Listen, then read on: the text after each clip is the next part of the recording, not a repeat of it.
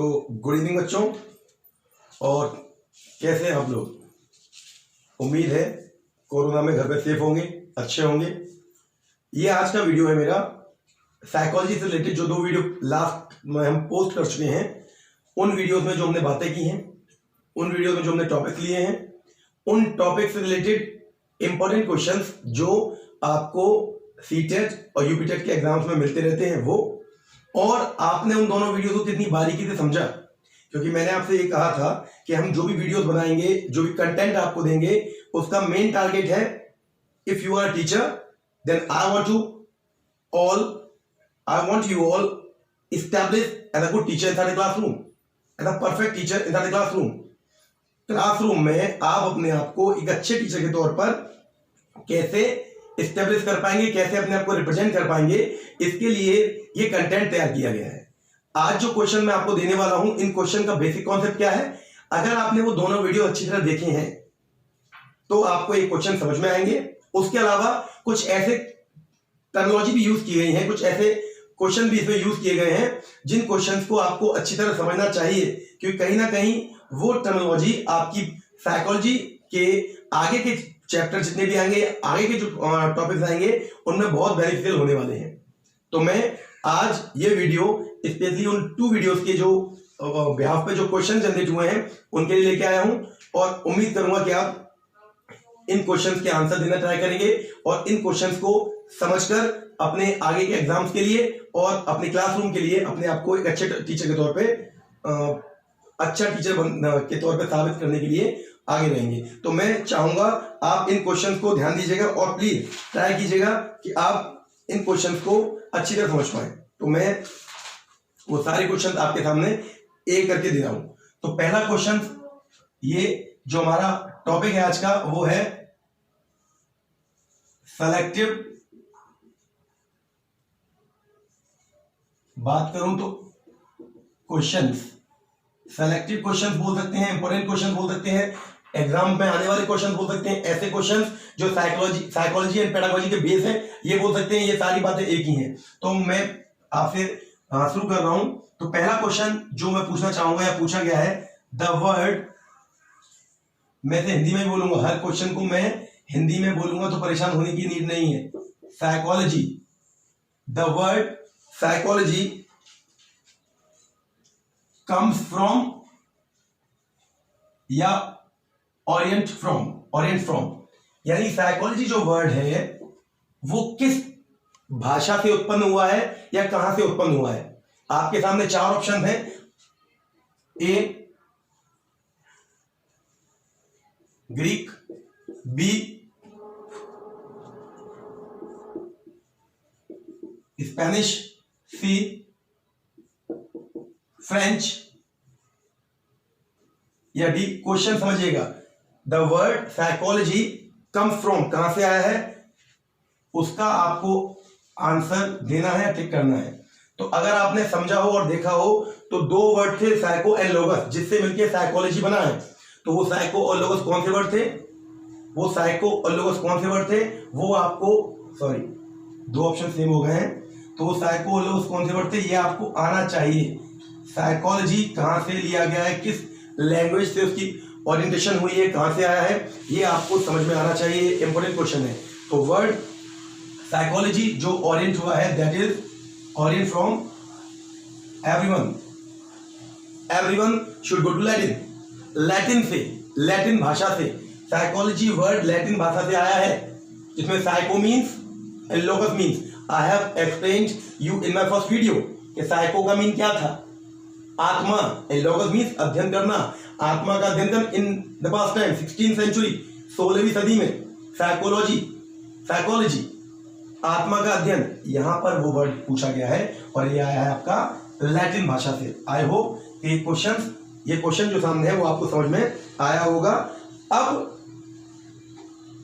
अगर बात करें तो साइकोलॉजी, अगर आपको ये मालूम चल गया कि it is orient from Latin word, तो साइकोलॉजी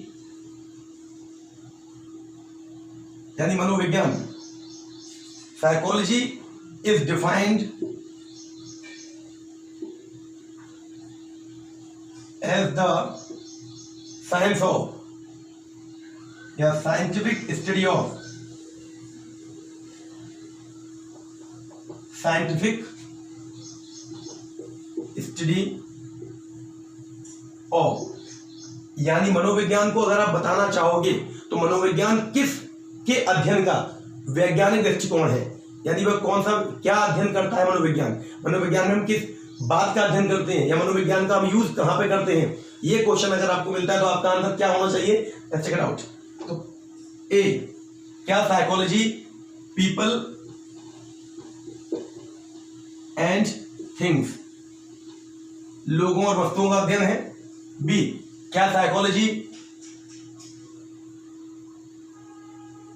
इमोशंस, संवेग या भावनाओं का अध्ययन है। सी पे हम जाएंगे, क्या साइकोलॉजी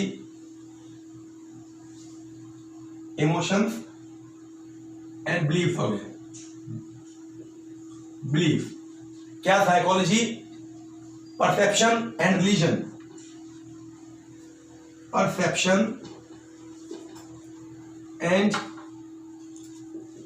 रिलीजन का अध्ययन है। या डी, साइकोलॉजी अध्ययन है आपका माइंड एंड बिहेवियर।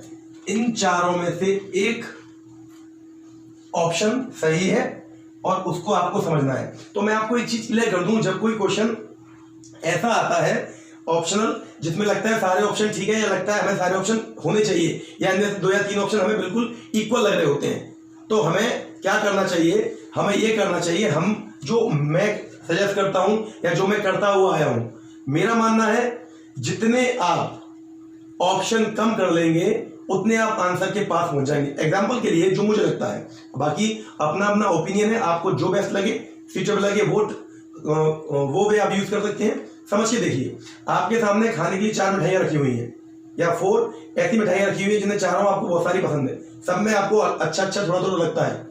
अब उन चारों में से आपको कहा जाए कोई एक आपको खानी है, तो मुझे लगता है आप उसके लिए जाएंगे जो आपके लिए बेस्ट होगा।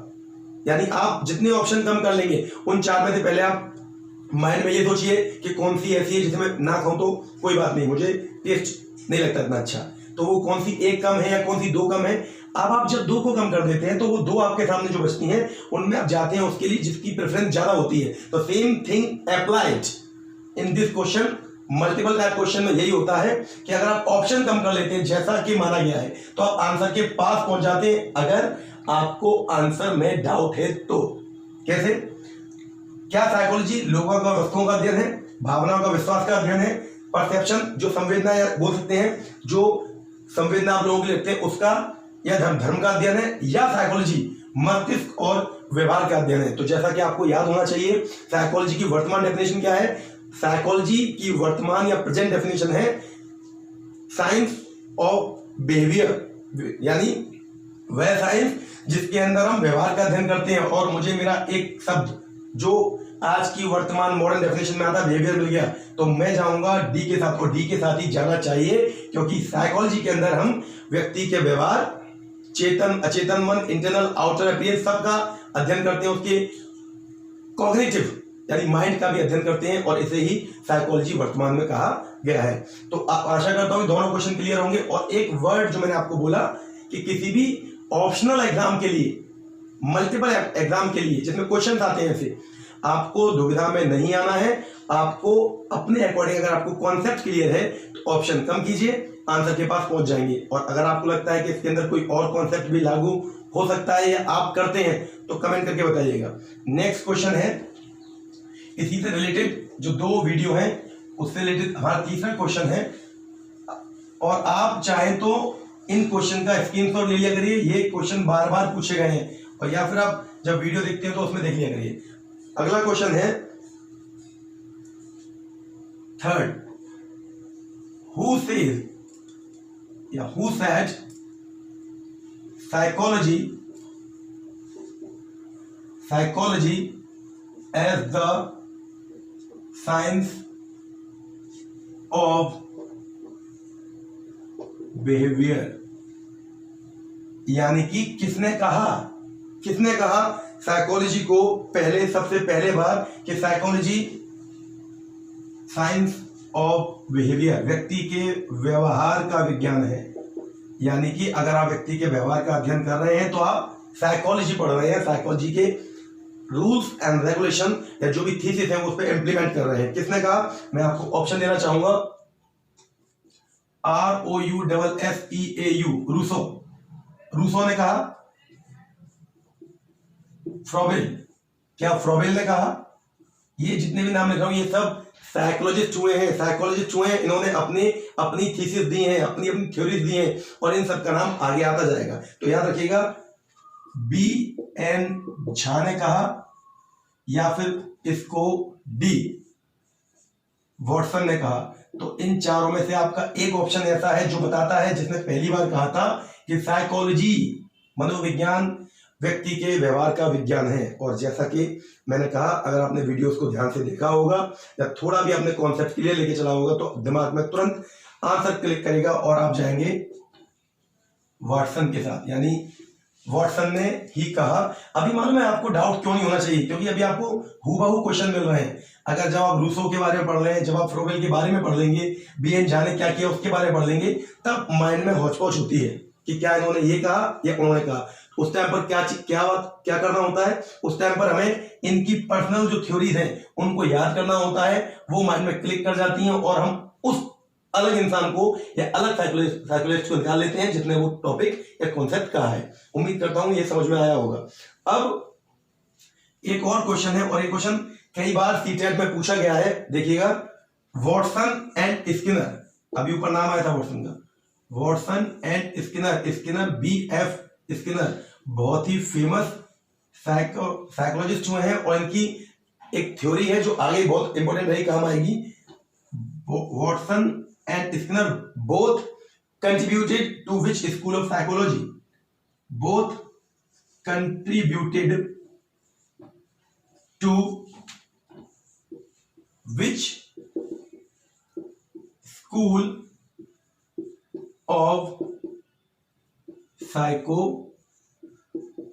मैं ये बोलना चाह रहा हूं, समझिएगा, वॉटसन और स्किनर ने, दोनों ने कंट्रीब्यूट किया, योगदान दिया, किस स्कूल ऑफ साइकोलॉजी, यानी मनोविज्ञान की वो कौन सी स्कूल था या मनोविज्ञान का वो कौन सा पार्ट था। एक अलग अलग जो साइकोलॉजिस्ट हुए हैं उनके अलग अलग ओपिनियन रहे हैं। तो इसमें दो नाम आए हैं, वॉटसन एंड स्किनर। इनका योगदान किसके लिए था? साइकोलॉजी के किस क्षेत्र के लिए था, यानी किसके लिए जाने गए? तो पहला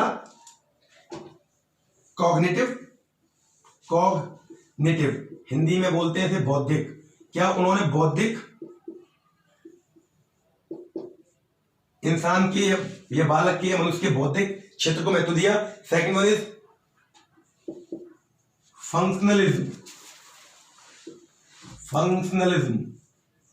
फंक्शनलिज्म। इसे हम बोल सकते हैं क्रियावाद या क्रियात्मकवाद, इसे व्यवहारवादी बोलते हैं। सी सोशल कल्चरल या कल्चर, इन्होंने सामाजिक और सांस्कृतिक पक्ष को मजबूत किया। और डी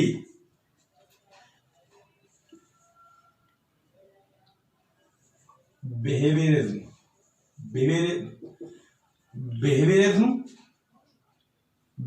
बताया, फंक्शनलिज्म बताया, सोशल कल्चरल कॉन्सेप्ट बताया या कॉग्निटिव बौद्धिक। इन चारों का टर्मिनोलॉजी का बार बार यूज होगा, पर मैं आज एक ऑप्शनल क्वेश्चन में केवल ऑप्शन के तौर पर देखूंगा कि स्किनर और वॉटसन ने किस में अपना योगदान दिया, किस स्कूल में अपना योगदान दिया। तो मैंने अभी आपको एक बात बताई है और आपने भी आंसर दिया है कि वॉटसन ने बताया व्यवहार का विज्ञान, और यहां पर हमें ये नाम मिला है, स्किनर नया नाम है, हमने इन दो वीडियोस में नहीं पढ़ा लेकिन ये नाम मिला है। और वॉटसन अगर है तो हम इनडायरेक्ट बिना सोचे समझे हम पहुंच जाएंगे बिहेवियरिज्म पे, यानी बिहेवियरिज्म को, व्यवहारवाद को, व्यवहारिकता को बताया। इन दोनों ने इसी को लेके आगे बात की।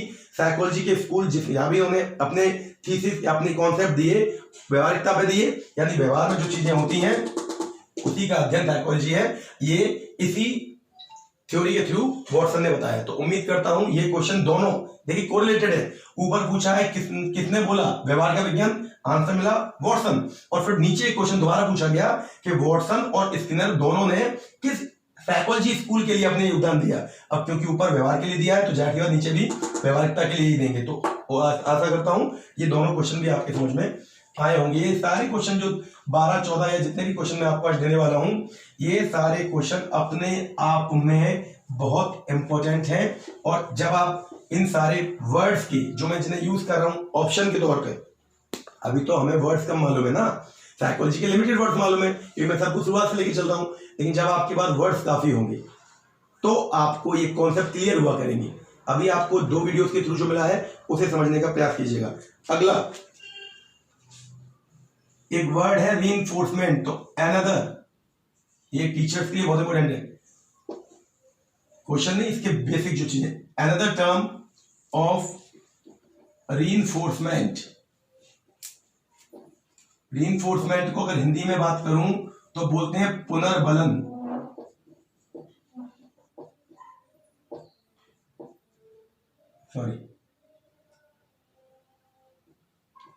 पुनर्बलन बात कर रहे हैं, पुनर्बलन ये समझिए क्या होता है। अभी मैं एक्सप्लेन कर रहा हूं। Another term of reinforcement is, यानी पुनर्बलन के लिए हम और क्या वर्ड यूज कर सकते हैं। तो अगर मैं आपको एक वर्ड पुनर्बलन का मीन समझा दूं तो शायद आप उसका आंसर दे पाए। पुनर्बलन माने होता है जब कोई इंसान कोई अच्छा कार्य कर रहा हो या कुछ गलती भी कर रहा हो तो अच्छे कार्य में जब आप उसे तारीफ दे देते हो या कोई कारण दे देते हो अच्छा कार्य करने का, तो ऑटोमेटिकली उसे अंदर से ऊर्जा मिलती है उस कारण की वजह से अच्छा काम करने का। तो उस कारण को कहा जाता है, उस वजह को कहा जाता है रीइंफोर्समेंट, पुनर्बलन। ये इंटरनल भी होता है और आउटर भी होता है। इंटरनल पुनर्बलन, बात आगे से बता रहा हूं। इंटरनल रीइंफोर्समेंट जब आप ऑटोमेटिकली अपने आप को रिचार्ज कर लेते हैं अंदर से, खुद को समझा लेते हैं, तो वो आंतरिक ऊर्जा है आपकी। और जब आपको बाहर से कोई कारण दिखाई दे रहा हो जिसके लिए आप वो कार्य कर रहे हैं तो वो आउटर है। और खासकर बच्चों के लिए इंप्लीमेंटेशन है, बच्चों के लिए। तो समझिएगा, another term of reinforcement is, reinforcement के लिए हम और क्या शब्द यूज कर सकते हैं। तो फर्स्ट वन, क्या हम उसके लिए स्टिमुलस यूज कर सकते हैं। स्टिमुलस माने होता है उद्दीपक। उद्दीपक को आप हिंदी में समझिएगा कोई भी चीज जो आपको उत्तेजना दे। बी, क्या आप उसके लिए रेस्पॉन्स वर्ड यूज कर सकते हैं, प्रतिक्रिया, सबकी हिंदी लिख रहा हूं। क्या आप उसके लिए कंडीशन, कोई दशा यूज कर सकते हैं, स्थिति। या डी, रीइंफोर्समेंट के लिए आप रिवॉर्ड वर्ड, इनाम यूज कर सकते हैं। अब इन चारों में से आपको उसके लिए जाना है, इन चारों में से आपको वो चुनना है जो आपको अच्छा करने के लिए, या बच्चे को आप क्लासरूम के अंदर देखिए बहुत से लोग रीइंफोर्समेंट यूज करते हैं जो टीचर्स हैं, और विदाउट रीइंफोर्समेंट टीचिंग पॉसिबल ही नहीं है। तो रीइंफोर्समेंट का सही टाइम पर यूज करना वो जरूरी है, वो हम सीखेंगे। लेकिन अभी बात क्या आ रही है, इसकी जगह हम क्या वर्ड लगा सकते हैं। तो क्लास के अंदर सोचिए, बच्चों से अच्छा करवाने के लिए आप क्या करते हैं, बच्चों की बात कर रहा हूं, आप उन्हें देते हैं लालच। एग्जाम्पल के लिए कि बच्चों देखिए कल मैं आपका टेस्ट लेने वाला हूं, मैं आपका अगर टेस्ट लूंगा उस टेस्ट में जो टॉप 3 होंगे उनको मिलेगी एक चॉकलेट। तो यहां पर आपने उन बच्चों को रीइंफोर्स किया, क्या दिखाकर, चॉकलेट। और चॉकलेट क्यों दिया आपने, एज अ रिवॉर्ड। तो ऑब्वियस सी बात है यहां पर हम जाएंगे रिवॉर्ड के साथ, यानी रिवॉर्ड अगर आप बच्चों को देते हो, रिवॉर्ड पुनर्बलन देता है बच्चों को। आउटर रीइंफोर्समेंट, बाहर से मैंने दिखाया कि ये पेन कल उस बच्चे का होगा जो टॉप मार्क्स लेके आएगा, तो बच्चों में कॉम्पिटिशन की भावना होती है, बच्चों में होती है। आज आप जिस स्टेज में है शायद आपकी डर पड़ गई हो, लेकिन बच्चों में होती है। और वही कॉम्पिटिशन की भावना जो बच्चों में होती है उस टाइम हमारी यंग एज में होती है। अगर आज भी आपके अंदर है या हो तो गारंटी बता रहा हूं, मैं आपको सच कह रहा हूं, आप वास्तविकता में अपने टास्क के लिए कभी फेल नहीं होंगे, जो आपको चाहिए वो मिलेगा। तो इसके अंदर रीइंफोर्समेंट क्या है, रिवॉर्ड। उम्मीद करता हूं ये क्वेश्चन भी आपके समझ में आया हुआ होगा कि क्लास के अंदर टीचर रिवॉर्ड देती है और रिवॉर्ड वर्क करता है एज अ, या देती है देता है, और ये रिवॉर्ड वर्क करता है एज अ रीइंफोर्समेंट। अगला क्वेश्चन है जो उम्मीद करूंगा समझ में आएगा आपके। और ध्यान दीजिएगा, ये ज्यादा क्वेश्चन ना मिले आपको, लेकिन जो 10 से 12 क्वेश्चन मिलेंगे ना, मैं आपको फिर बता रहा हूँ, मेरा शुरुआत से ही रहा है। साइकोलॉजी पढ़ाते वक्त अगर मैंने 1 घंटे की क्लास में, या तो मैं तो भी 25-30 मिनट की क्लास देता हूँ, 1 आवर की क्लास हुई है, तो 1 आवर में अगर मैंने 10 क्वेश्चन डिस्कस किए हैं, या 1 आवर में मैंने अगर 8 या 10 क्वेश्चन डिस्कस किए हैं, तो उन 10 क्वेश्चन से बच्चों को 10 ना मिलके 35 क्वेश्चन मिल गए। क्यों? जो चारों ऑप्शन होते हैं उन चारों ऑप्शन से मैं हर बार रेट करते हुए आगे बढ़ता चला गया हूँ और बच्चों को वो कॉन्सेप्ट क्लियर हुआ है। तो वही मैं प्रयास आपके साथ भी कर रहा हूँ कि अगर आप ये समझ पा रहे हैं, मैं 5वें क्वेश्चन पे हूं और मैंने आपको बताया कि रीइंफोर्समेंट आपका रिवॉर्ड होता है। अब जब आप आगे बढ़ जाएंगे तो आपको स्टिमुलस मीन्स, रेस्पॉन्स मीन्स और कंडीशन ये भी आपका आएगा और ये आपके सब आएंगे लर्निंग की थ्योरीज में। ये सारी टर्मिनोलॉजी यूज होगी, स्टिमुलस भी यूज होगा थ्योरी ऑफ लर्निंग में, पर अभी हम उसके लिए टाइम है। तो आगे लौट के आते हैं। अगला क्वेश्चन है जो समझना चाहिए आपको, हु इज द फादर। अब देखिए ये बहुत इंपॉर्टेंट क्वेश्चन है और मैं कहूंगा ध्यान दीजिएगा। यहां आपको 2-3 कॉन्सेप्ट क्लियर होंगे। Who is the father, sorry, यहां आपको 2-3 कॉन्सेप्ट क्लियर होंगे, प्लीज फोकस कीजिएगा। Who is the father of modern, बहुत अच्छा, साइकोलॉजी। मैं कहूंगा अब प्लीज थोड़ा ध्यान दीजिएगा क्योंकि ये क्वेश्चन ज्यादातर लोगों को डाउट देता है और कई बार गलत भी होता है। ये क्वेश्चन कई तरीके से पूछा जाता है। मैं 4 ऑप्शन दे रहा हूं और 4 ऑप्शन को क्लियर करता हूं। फर्स्ट है पेवलोव, बी अरिस्टोटल या अरस्तु की बात कर रहे हैं, पेवलोव बोलते हैं, ये अरस्तु एरिस्टोटल। सी को हम लेके चल रहे हैं, मान लो विल्हम वुंट, जो आप पहले भी सुन चुके हैं, WUNDT। डी इज साइलेंट, तो विलियम वुंट नाम है इनका। And D is Sigmund Freud.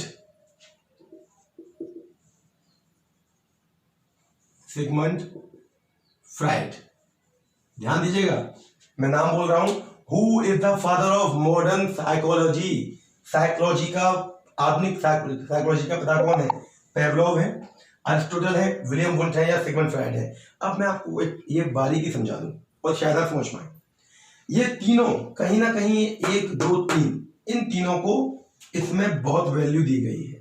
Psychology की अगर बात करेंगे तो these 3 names are very valuable सब है, लेकिन साइकोलॉजी की स्टार्टिंग की अगर बात करेंगे तो Aristotle, William Wundt and Sigmund Freud. आप इस क्वेश्चन को समझने का प्रयास कीजिएगा। क्वेश्चन पूछा गया है आधुनिक साइकोलॉजी के पिता। तो ध्यान रखिएगा, किसी भी चीज को नए रूप में प्रेजेंट करने वाला, आधुनिक मतलब वर्तमान। तो वर्तमान साइकोलॉजी में क्या हुआ? वर्तमान साइकोलॉजी का मतलब किस इंसान ने साइकोलॉजी को मॉडर्न लेवल पर जनरेट किया। और मॉडर्न लेवल पर क्या, मैं आपको एग्जाम लिख दे रहा हूं केवल जानकारी के लिए। 1879 में सबसे पहले एक साइकोलॉजिकल लेबोरेटरी ओपन की और वो साइकोलॉजिकल लेबोरेटरी जो थी, उसी साइकोलॉजी जो लेबोरेटरी जिसके अंदर साइकोलॉजिकल टेस्ट होते थे, सारी बातें, सारी जो इंटरनल इंफ्रास्ट्रक्चर उसका ऐसा था, उस लैब के अंदर जितने भी थीसिस या जितने भी कॉन्सेप्ट तैयार किए गए वो साइकोलॉजी में फिट बैठे।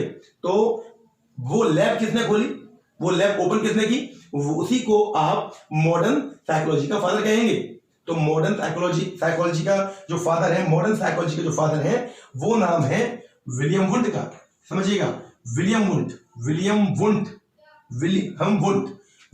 बोलते हैं। कई जगह आपको ना विलियम लिखा दिखाई देगा, कई जगह आपको विलहम लिखा दिखाई देगा, लेकिन वुंट ध्यान रखिएगा।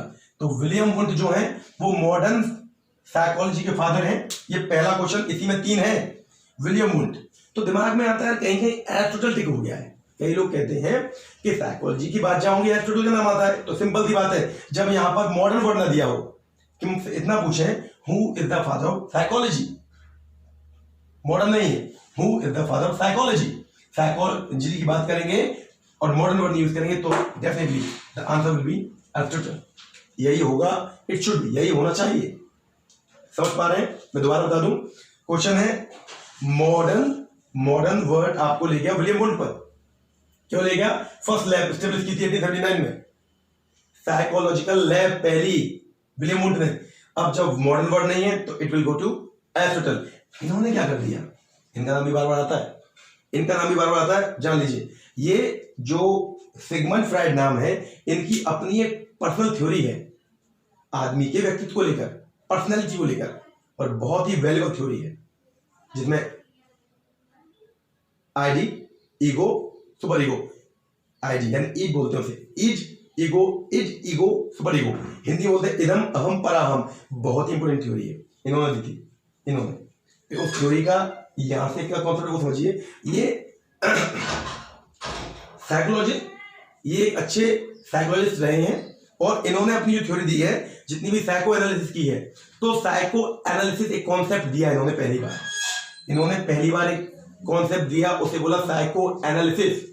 साइको एनालिसिस में क्या होता है जान लीजिए। साइको एनालिसिस वह प्रोसेस है जब कोई डॉक्टर यानी साइकोलॉजिस्ट एक पेशेंट से बात करता है, उनके बीच में जो बातचीत चलती है उसकी समस्याओं के समाधान के लिए ये पेशेंट है, ये साइकोलॉजिस्ट है, इसकी समस्याओं के समाधान के लिए ये जो मेथड यूज करता है उसे बोलते हैं हम साइको एनालिसिस। और साइको एनालिसिस बताने वाले पहले जो मनोवैज्ञानिक थे सिगमंड फ्राइड, तो इनको भी फादर ऑफ साइकोलॉजी बोला जाता है, लेकिन साइकोलॉजी ना बोलकर साइको एनालिसिस। तो समझ लीजिए, यही 3 आंसर मिले आपको। Father of modern psychology William wound, father of psychology Aristotle, father of psycho analysis that is he is Sigmund Freud. I hope ये आपको समझ में आया होगा और कॉन्सेप्ट क्लियर भी हुआ होगा कि आपको कहां पर क्या टिक करना है। सिगमंड फ्राइड के बारे में आगे काफी पढ़ना है, ध्यान देंगे। तो होप ये क्वेश्चन क्लियर हो गया होगा। और अगला क्वेश्चन जो हमारा है, अभी हमें उतने क्वेश्चन आपको देने हैं जो इस टॉपिक से इंपोर्टेंट रिलेटेड है और इंपोर्टेंट है। तो अब हम अपने 7th क्वेश्चन के लिए जाएंगे और होप आप उसे समझेंगे और बाकी जो भी आपको नीड हो स्क्रीनशॉट लेते जाइएगा। अगला क्वेश्चन है sorry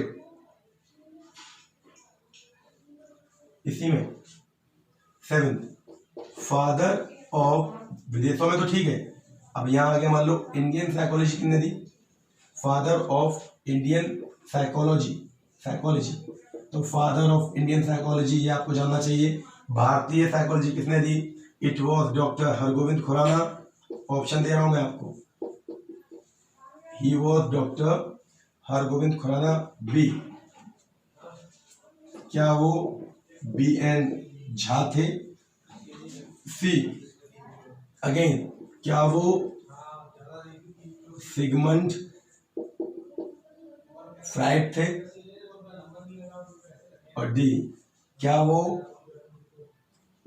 doctor MOP Iyer, MOP Iyengar, sorry Iyer नहीं आयंगर, आयंगर। समझिए, भारत में साइकोलॉजी देने वाले कौन थे, इसके इंडिया में पिता कौन थे, इस देश में कौन लेके आया। हरगोविंद खुराना नाम सुना हुआ है, BN झा भी आपने इस वीडियो के थ्रू सुन ही लिया, सिगमंड फ्राइड मैंने भी आपको बता ही दिया, डॉक्टर MOP आयंगर। तो इसके लिए अगर आपको पूछा जाए तो आप जान लीजिएगा वो है डॉक्टर MOP आयंगर। और जान लीजिएगा ये एक बॉटनिस्ट थे जो एल्गी और फंजाई, एल्गी पर स्पेशली रिसर्च कर रहे थे। तो एल्गी पर रिसर्च करने के साथ साथ इन्होंने ह्यूमन पर रिसर्च कर डाली और इंडिया में इंट्रोड्यूस करा दिया साइकोलॉजी को। तो इंडिया में इंट्रोड्यूस कराने वाले, इंडिया में लेकर आने वाले अपने देश के जो किताब कहे गए इस भारतीय साइकोलॉजी के, वो है doctor MOP Iyengar, belongs from Kerala. उम्मीद करता हूँ यहाँ ये एक बॉटनिस्ट भी है, यानी इनका नाम आप वहां भी सुनेंगे जंतु विज्ञान, सॉरी वनस्पति विज्ञान में, ठीक है। एक ये सिंपल सा है, Indian psychology related to MOP Iyengar. 8वां क्वेश्चन यहाँ पर आपको केवल याद करना है, उसमें कोई ज्यादा दिमाग लगाने वाली बात या ज्यादा मूड लगाने वाली बात नहीं है। अब आता है who is the father of pedagogy.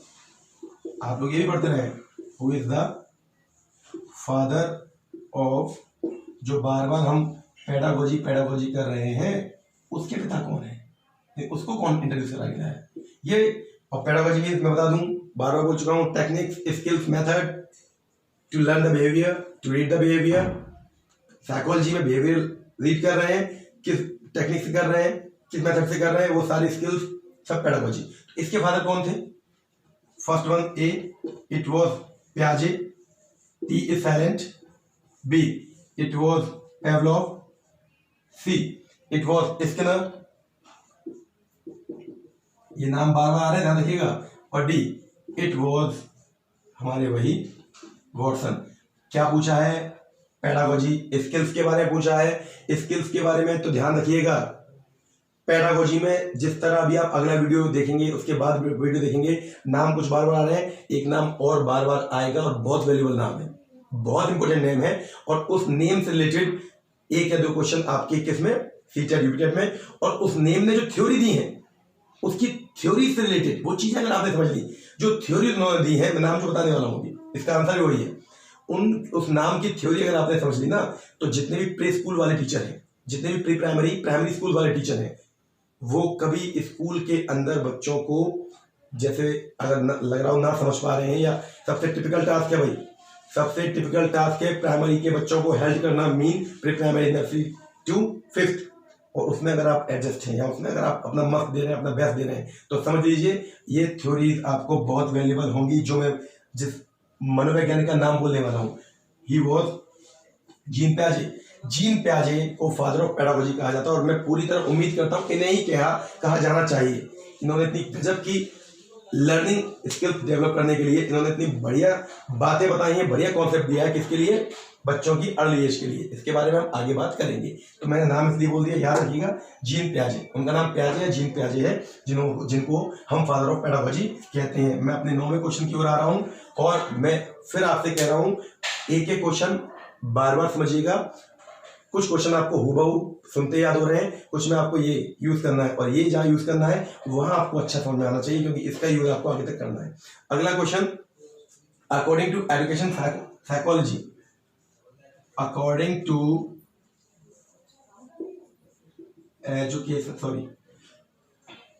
To education psychology and NCF 2005, अब ये नाम आ गए, बार बार आएगा, ध्यान रखिएगा। नेशनल करिकुलम फाउंडेशन 2005 में जितने भी आप करिकुलम या जितने भी आप स्कूल्स के अंदर पाठ्यक्रम यूज करते हैं, उसकी एक कुछ स्पेसिफिक कंसेप्ट तय किए गए हैं, कुछ कंडीशंस तय किए हैं, वो NCF ने तय किए हैं। ये NCF के थ्रू तय हुआ है, नेशनल करिकुलम फाउंडेशन। तो समझिएगा, according to education psychology and NCF 2005, what is the word, according to the role of a teacher has to be, very good, ये बहुत अच्छा क्वेश्चन है। the role, ये हम बात कर चुके हैं, of a teacher has to be, option के ऊपर लिखूंगा, क्वेश्चन समझिए बहुत इंपॉर्टेंट है। मैंने इसके बारे बात भी की थी कि साइकोलॉजी के अकॉर्डिंग, एजुकेशन साइकोलॉजी के अकॉर्डिंग और NCF 2005 के अकॉर्डिंग क्या टीचर का रोल है, मतलब टीचर का रोल क्या है स्टडी में, क्लासरूम के अंदर बच्चे के लिए टीचर का रोल क्या है, कैसा होना चाहिए, क्या है, इस पर हम बात करेंगे। तो मैं ऑप्शन ऊपर लिख रहा हूं, ये हमारा 9वां क्वेश्चन है। According to education psychology and NCF 2005, NCF 2005 बहुत ही इंपॉर्टेंट टर्मिनोलॉजी है, जान लीजिए, इंपॉर्टेंट है। ये हमारे करिकुलम जितना भी ऑल ओवर इंडिया चल रहा है, चलता है, उसको तय किया है इन लोगों ने। उसके अकॉर्डिंग क्या तय किया है, क्या होना चाहिए व्यवहार, कैसा होना चाहिए, it should be authoritative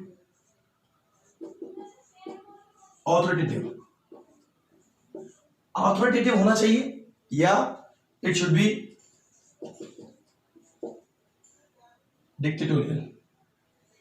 dictatorial होना चाहिए, सी इट शुड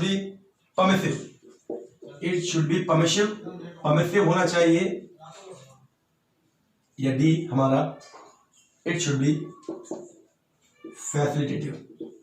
मैं आपको चारों कॉन्सेप्ट तय कर दे रहा हूं, बहुत इंपॉर्टेंट। यानी अगर आप अब समझिए, आप क्लासरूम के अंदर हैं, आपके लिए पूछा जा रहा है NCF ने क्या तय किया है, क्या होना चाहिए हमारा व्यवहार, या मेरा व्यवहार क्लास में बच्चों के लिए क्या होना चाहिए, इट शुड बी ऑथोरिटेटिव, मेरी ऑथेंटिक पावर होनी चाहिए उनके ऊपर, जो चारों वो उनसे कह रहा हूं, क्या मुझे ऑथोरिटेटिव उनके ऊपर ऑर्डर चलाना चाहिए, या इट शुड बी डिक्टेटोरियल समझते हैं, तानाशाही, बैठ जाओ, बहुत चीजें होते हैं क्लास के अंदर, चल बैठ, खड़े भद्दे वर्ड का यूज कर लेते हैं, उन्हें वो होश ही नहीं है वो क्या बोल रहे हैं।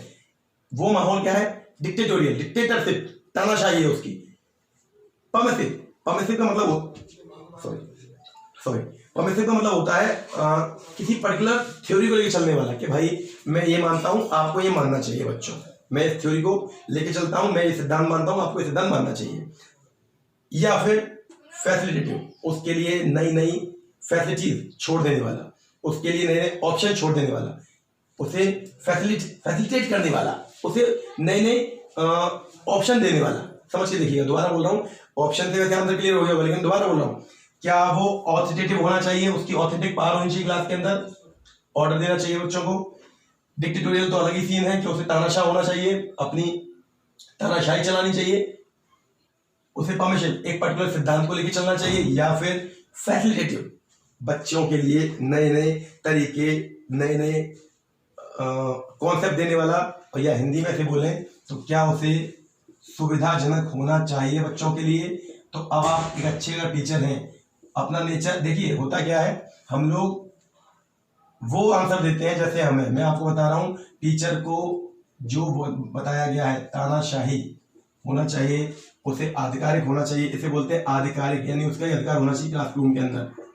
ठीक है, तो मैं आपको बता देना चाहूंगा एक सिद्धांत को मानने वाला, तो वो सुविधाजनक होना चाहिए। एक टीचर जितनी ज्यादा सुविधा बच्चे को देगा, एक टीचर जितने ज्यादा मौके देगा बच्चे को अच्छा करने के, वही एक टीचर की सही डेफिनेशन है। टीचर बनना केवल क्लास में खड़ा होकर मार्कर लेना नहीं है, टीचर बनना क्लास में अपने सब्जेक्ट को जाके पढ़ाना नहीं है, आपको बच्चे को नए नए ऑप्शन देने हैं, आपको उसे वो तरीका देना है जो शायद पहले वाले किसी और ने नहीं दिया हो, तभी वो आपको, आपने नोट भी किया होगा, कई टीचर्स क्लासरूम तक ही बच्चों को याद रहते हैं, और कई टीचर जब वो बच्चा अपने खटिया में होता है, बूढ़ा होता हो जाता है, तब भी वो अपने बच्चों को, अपने सारे रिलेटिव्स को बता रहा होता है, मेरे भी एक टीचर थे जिन्होंने मुझे ये चीजें समझाई। आपका वो इंप्रेशन दिखाई देता है, वो अपने अंतिम क्षणों में भी आपको याद कर रहा है, इसका मतलब आपने कुछ ऐसा दिया है जो किसी और ने नहीं दिया है। तो टीचर को फैसिलिटेटर होना चाहिए, उसके लिए सुविधाजनक होना चाहिए। अब सुविधा वो कैसे देनी है, क्या देनी है, वो और टीचर के विवेक पे निर्भर करता है, लेकिन डिक्टेटर नहीं होना चाहिए, ऑथेंटिक नहीं होना चाहिए, और एक पर्टिकुलर एक सिद्धांत को जो हम सुनते आए कि rod is the logic of fool, ये सिद्धांत चलता है कि भाई देखो, लातों के भूत बातों से नहीं मानते, ये सिद्धांत चलता रहा है। वो सिद्धांत मान के हम लोगों ने काफी अपने आप के, अपनी कक्षा का माहौल, अपनी क्लासरूम का माहौल, अपने घर का माहौल बिगाड़ दिया। लातों के भूत बातों से नहीं मानते, ये ठीक था, लेकिन आज के टाइम में अगर आप बच्चे को अपने सानिध्य में या अपने अंडर कस्टडी, अंडर इंस्ट्रक्शन आप सपोर्ट करते जाएंगे तो वो आपको रिजल्ट देगा, और ये मैं भली भांति जानता हूँ।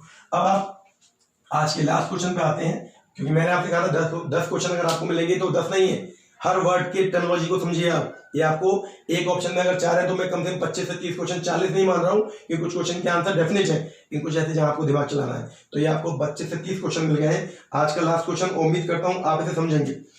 इंक्लूसिव एजुकेशन, बहुत ही इंपोर्टेंट टर्मिनोलॉजी है ये भी। इंक्लूसिव एजुकेशन बिलोंग्स टू, यानी इसको हिंदी में बोलते हैं, मैंने बताया था, समावेशी शिक्षा। तो समावेशी शिक्षा किसके लिए यूज की जाती है, ये शब्दावली किसके लिए प्रयोग की गई, तो ध्यान दीजिएगा। क्या ये पेरेंट्स की एजुकेशन है, बी ये टीचर्स की एजुकेशन है, क्या ये पेरेंट्स की एजुकेशन है, क्या ये टीचर्स की एजुकेशन है, सी क्या ये ओल्ड एज पीपल, बुजुर्गों की एजुकेशन के लिए कहा गया है, या डी स्पेशल नीड चिल्ड्रन। ये अपने आप में बहुत अच्छा टॉपिक है, इसको आगे हम बात करेंगे जब टॉपिक आएगा। क्या ये माता पिता के लिए है, शिक्षकों के लिए, वृद्ध लोगों के लिए है, या स्पेशल नीड वाले बच्चे, जिन्हें हम विशिष्ट आवश्यकता वाले बच्चे कहते हैं। तो मैंने आपको बताया था, समावेशी शिक्षा का मतलब होता है जब आप सब लोगों को, चाहे वो मंदबुद्धि बालक हो, चाहे वो extra ordinary, ordinary, talented, multi talented बालक हो, उन सब लोगों को आप उनकी नीड का जब मैटर देते हैं क्लास के अंदर, उनके अकॉर्डिंग क्लासरूम का माहौल कर देते हैं, तो ऐसी क्लास को हम इंक्लूसिव एजुकेशन कहते हैं। और इसका मतलब आंसर होगा आपका स्पेशल नीड चिल्ड्रन। मैं एक बात बता दूं, स्पेशल नीड से आप वो मत समझिएगा, मैंने इसको पहले ही बोला था, स्पेशल नीड का आशय ये नहीं कि जो हैंडीकैप बच्चे हैं, जिन्हें सॉरी दिव्यांग कहा जाता है, दिव्यांग नहीं है, दिव्यांग तो इसमें एड ऑन है। दिव्यांग के साथ क्लासरूम में ऐसे तमाम बच्चे होते हैं, बहुत से ऐसे बच्चे भी होते हैं जो ड्राइंग में अच्छे हैं, बहुत से ऐसे बच्चे भी होते हैं जो क्लासरूम के जो ऑर्डिनरी बच्चा है उससे कई ज्यादा अच्छे हैं। तो उन सब बच्चों को भी आपका अलग से अटेंशन चाहिए, उन सब बच्चों को भी आपका सपोर्ट चाहिए, क्योंकि उनका क्लासरूम का माहौल, भाई उन्होंने जो सीख लिया अब आप वही पढ़ा रहे हैं, उनको तो अलग आता है ना। तो आपको ऐसा एटमोस्फेयर देना है, उनको ये ना लगे उनका छूट रहा है, ऑर्डिनरी को ये ना लगे हमसे ज्यादा हो रहा है। और जो उसमें मंद बुद्धि या लोअर स्किल वाले बच्चे हैं, उनको भी ये ना लगे कि वो छूट रहे हैं। तो ऐसा माहौल जब आप जनरेट कर लेते हैं, ऐसा क्लासरूम जब आप बना लेते हैं, ऐसी एजुकेशन को इंक्लूसिव एजुकेशन बोला गया है और अपने आप में एक बहुत ही स्पेसिफिक एजुकेशन है जिसे बोलते हैं इंक्लूसिव एजुकेशन। तो आप अब ये समझिए जो मैंने आपसे बोला, मैंने आपसे अभी कहा जितनी भी टर्मिनोलॉजी मैंने आपके लिए यूज की है, जितने भी वर्ड्स मैंने आपके लिए ऑप्शंस में यूज किए हैं, उसके लिए मैंने आपको कहा ये आपके विवेक पे डिपेंड करता है। मैं ये समझता हूं, ये मेरी सलाह है कि आप जितने ऑप्शन कम कर लेंगे उतने आंसर के पास पहुंच जाएंगे। और आप ऑप्शन कब कम कर पाएंगे? जब आपको ये मालूम हो आपके बेसिक कॉन्सेप्ट क्लियर है। तो बेसिक कॉन्सेप्ट क्लियर रखिए। आपका, मैं सुनता रहा हूं कि हमने 3 बार टेट दे लिया, हमने 4 बार टेट दे लिया, या हम प्राइमरी के टीचर्स हैं, हमसे बच्चे मानते नहीं है, बच्चे समझते नहीं है। तो ये बोर्ड पर जो मैं आपको दे रहा हूं ना, it is not for to qualify CTET और यूपीटेट। अगर आपने थोड़ा सा भी इसे फोकस किया और थोड़ा सा भी इस पर ध्यान दिया तो क्लासरूम का एनवायरमेंट डेफिनेटली चेंज होगा। यही चीजें हैं, साइकोलॉजी ही है जो आपका क्लासरूम चेंज करेगी, लेकिन जब उसका एडेप्शन आप कर लेंगे। एडेप्शन मतलब ये नहीं रटना है, एडेप्शन मीन जो इसकी बेसिक कॉन्सेप्ट है उन्हें आप अपने अंदर ढाल लेंगे। तो उम्मीद करता हूं ये 10 क्वेश्चन जो आपको दिए हैं वो समझ में आए होंगे। अब मैं आपसे यही रिक्वेस्ट करूंगा कि आपको अगर लगता है कोई और क्वेश्चन छूट गया उन 2 वीडियो से तो कमेंट में बता दीजिएगा। और ऐसे ही आपको वीडियोस 2 या 3 वीडियोस के बाद आपको क्वेश्चन मिलते रहेंगे जो आपको अपने आप को, आप कितने तैयार हैं या आप कितनी अच्छी तरह वीडियो देख रहे हैं ये तय करने के लिए एक पैरामीटर या स्केल फिट कर देंगे। तो अगर आपको वीडियो अच्छी लगी हो तो प्लीज लाइक कीजिएगा, चैनल को सब्सक्राइब कीजिएगा और अपने उन दोस्तों को जो बेचारे 2 या 3 बार से परेशान हैं और साइकोलॉजी उनकी 15 नंबर 12 नंबर वाली आ रही है या उतने ही नंबर ला पा रहे हैं और कहीं ना कहीं वो उन्हें डिमेरिट उसे पीछे खींच रही है, तो मैं आपको बता रहा हूं ये आपको बेनिफिट देगा, उन लोगों को बेनिफिट देगा। तो आप जरूर शेयर कीजिएगा। Thank you.